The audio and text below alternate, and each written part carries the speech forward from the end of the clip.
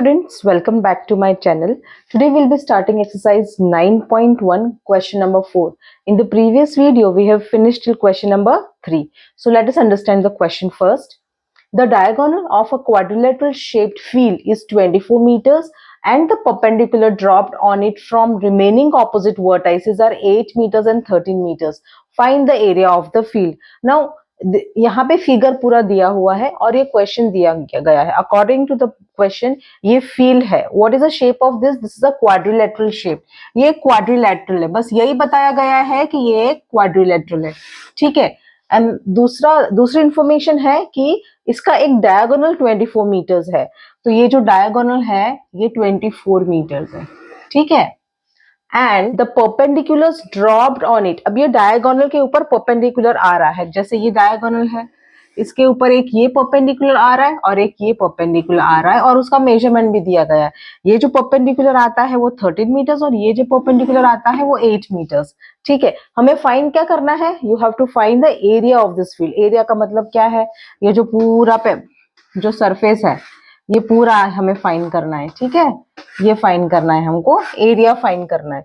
Right. अब ये जो है क्वाड्रिलेटरल का फॉर्मूला मींस ये कौन सा क्वाड्रिलेटरल है वो नहीं बताया है. सिंपल क्वाड्रिलेटरल है और हमें इसका एरिया फाइंड करना है. हमने जब इंट्रोडक्शन डिस्कस किया था तो we discussed area, how to find area of a quadrilateral. जब ये मेंशन नहीं किया है कि ये रोम्बस है या ट्रेपेजियम है या कौन सा क्वाड्रिलेटरल है, तो हमें ऐसे टाइम पे कौन सा फॉर्मूला यूज करना चाहिए.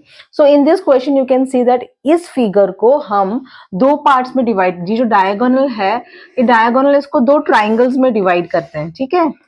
ये हम डिस्कस कर चुके हैं. ठीक है. तो यहाँ पे ये एक ट्राइंगल का एरिया और ये सेकेंड ट्राइंगल का एरिया, दोनों को ऐड करेंगे तो हमें एरिया मिल जाएगा दोनों ट्राइंगल के एरिया को. तो जब हमने इंट्रोडक्शन डिस्कस किया था तो हमने इसका फॉर्मूला निकाला था. So area of the given quadrilateral will be half into base h1 plus h2. आप इंट्रोडक्शन में जाके फिर से चेक कर सकते हैं. ये फॉर्मूला हमने डिराइव किया है, कैसे ये फॉर्मूला आया आप वो फिर से देख सकते हैं. सो अब यहाँ पे हमारे पास h1 h2 क्या है? ये हाइट है, ये परपेंडिकुलर हाइट हुआ. ठीक है.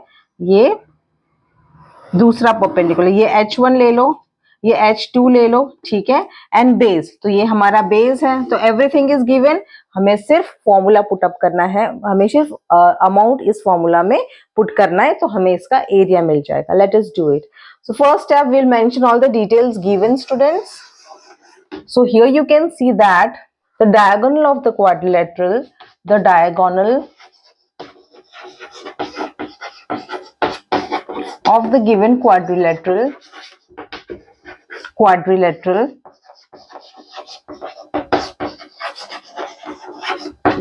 क्या है? What is the diagonal? 24 meters. ठीक है. Height, that is h1 is equal to 13 meters and h2 height, h2 is equal to 8 meters. ठीक है. h1 h2 हमने मेंशन कर दिया. What is the diagonal. ठीक है. दैट इज नाउ ये जो डायगोनल है ये बेस बन जाएगा. हमें बेस पूछा है ना, तो you can write here that this is the base. ये ट्राइंगल का बेस होता है ना, ये बेस है, ये एक ट्राइंगल का और द बेस ये भी कॉमन हो गया सेकेंड ट्राइंगल का. ठीक है. ये base is common. Right. So the formula area of the given triangle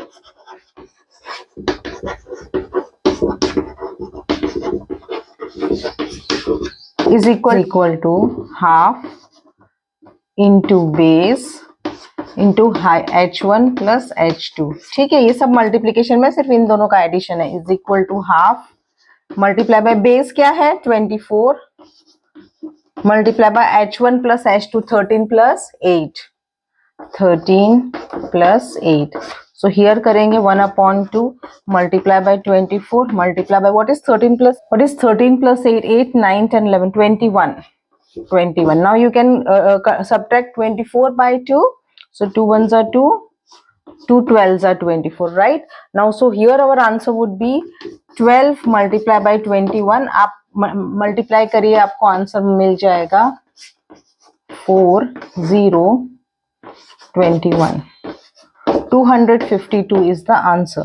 So 252. Now what is the unit you are going to write? This is the area of this quadrilateral field and all the information is given in meters. So हमारा answer metre square में आएगा.